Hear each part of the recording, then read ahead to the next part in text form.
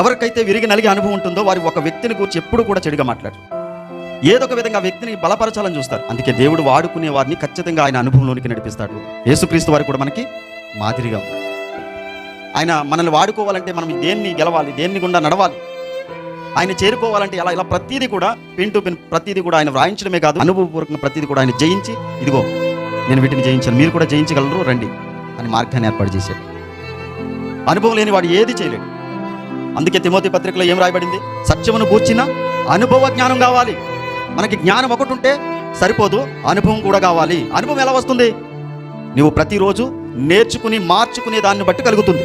నువ్వు ప్రతిరోజు సాధన చేస్తున్న దాన్ని బట్టి కలుగుతుంది.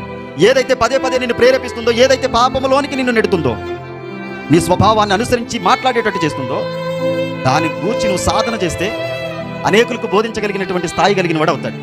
అది దేవుని చిత్తం. ఇవన్నీ కూడా